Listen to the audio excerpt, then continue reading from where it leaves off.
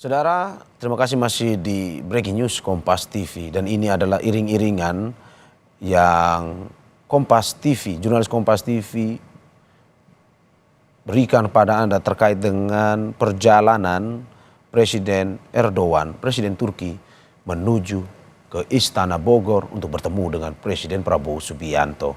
Kami terus mengabarkan kepada Anda, ini adalah visual terkini dan berada di wilayah Kuningan, Jakarta, tempat tadi baru saja Presiden Erdogan keluar dan saat ini bersama iring-iringan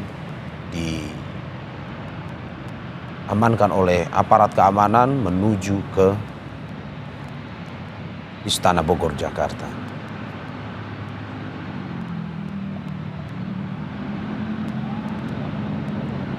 Sambil melihat, saudara, perjalanan yang dilakukan oleh Presiden Erdogan, kita akan kembali berdialog bersama pengamat hubungan internasional Alexius Jemadu.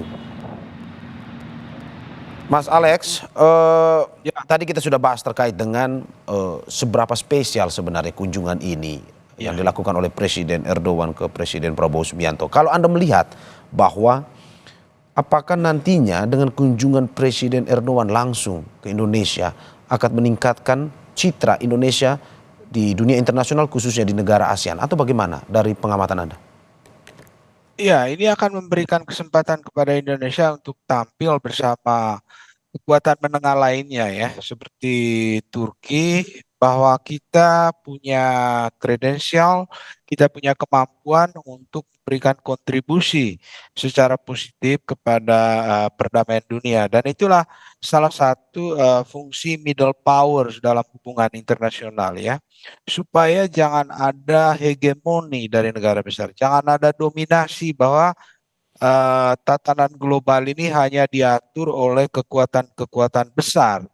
Siapa yang berperan sebagai penengah di situ adalah negara-negara seperti Indonesia dan Turki ini, ya. Dan itu sangat sesuai dengan apa yang dikemukakan oleh Pak Prabowo saat ini. Indonesia menjadi bridge builder, ya kan?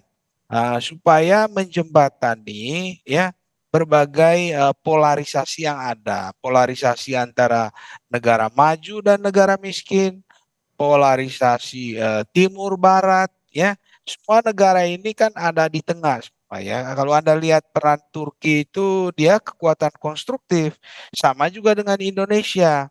Nah, inilah kesempatan atau peluang yang tidak boleh kita sia-siakan, dan saya yakin banyak sekali hal yang bisa dilakukan kerjasama antara Turki dan Indonesia ya, terutama dengan kondisi di Timur Tengah saat ini yang penuh ketidakpastian. Anda pasti mengikuti perkembangan Presiden Trump di Gaza, apa yang dia mau lakukan ya, negosiasi yang sedang terjadi antara Amerika Serikat dan negara-negara Arab, dan di situ Turki cukup diperhitungkan dan didengar suaranya. Dan dalam hal ini saya yakin kedua kepala negara ini akan juga membicarakan standpoint yang bisa diajukan ya kepada Amerika Serikat supaya tidak ada kesan pemasangan kehendak secara unilateral gitu ya. Karena itu Turki dan Indonesia bisa bersuara di situ ya, memperjuangkan tatanan dunia yang adil, berkemanusiaan ya, yang seimbang antara negara besar dan negara menengah dan juga negara kecil. Dan di situ Indonesia mulai tampil di dunia internasional ya, dengan berbagai kunjungan dari Prabowo ke luar negeri itu menunjukkan bahwa Indonesia ingin gitu ya untuk memainkan peran yang lebih signifikan, karena peran untuk menjalankan kepemimpinan kita di dunia internasional itu ditentukan tiga hal itu Mas Mario ya. Yang pertama itu willingness, kemauan untuk berperan, dan kita sudah punya itu.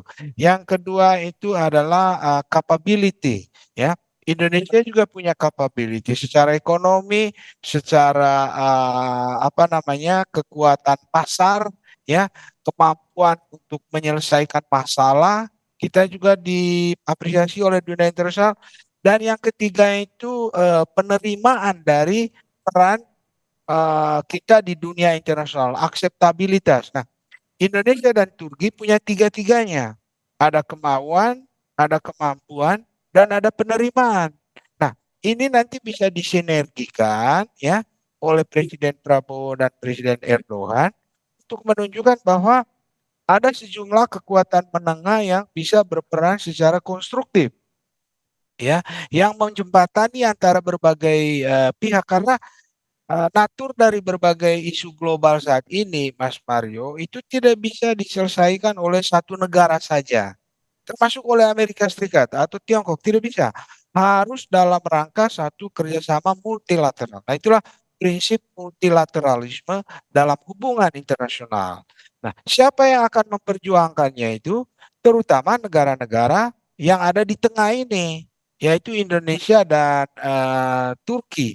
Mereka bisa berperan secara positif, baik untuk rakyatnya, ya, kepentingan dalam negeri mereka masing-masing, maupun juga untuk kepentingan dunia global. Kita perlu dunia ini ditata bersama, bukan oleh pemaksaan kehendak satu dua kekuatan begitu ya. Nah, karena itu akan bertentangan dengan prinsip piagam PBB kan gitu ya. Nah, Indonesia bersuara cukup positif dan kita melihat ada kesungguhan dari Presiden Prabowo untuk menunjukkan kiprah Indonesia secara positif di dunia internasional dan Indonesia punya kemampuan untuk itu ya. Nah, sambil tentu kita membenahi dalam negeri ya. Kalau Anda lihat tadi realisasi investasi Turki itu baru 19 juta dolar. Wah, itu kecil sekali itu. Mas, artinya kita belum dilirik ini. Nah, kunjungan Pak Erdogan ini diharapkan membuka ya peluang-peluang baru. Apa yang Indonesia ini kan banyak potensinya, tapi dunia internasional mungkin belum tahu ya. Nah, kita ini menggunakan kesempatan ini untuk mengundang bahwa Indonesia ini menjadi layak menjadi destinasi untuk investasi, Ya. untuk pariwisata, untuk kerjasama energi, kerjasama pangan, kerjasama yang berbagai bidang yang menjadi prioritas dari Presiden Prabowo saat ini gitu. Oke, oke. Kita harapkan memang dengan kunjungan Presiden Erdogan ke Indonesia ini tidak hanya meningkatkan terkait dengan eh, peningkatan ekonomi, tetapi juga legitimasi Indonesia di dunia Ya, internasional. Terima kasih Alexius Jemadu, pengamat hubungan internasional dan apa yang disampaikan pada hari ini. Terima kasih sudah bersama Breaking News Kompas TV, dialog melihat perjalanan atau kedatangan Presiden Erdogan bertemu dengan Presiden Prabowo Subianto pada pagi hari ini. Terima kasih, sehat-sehat selalu Pak Alexius.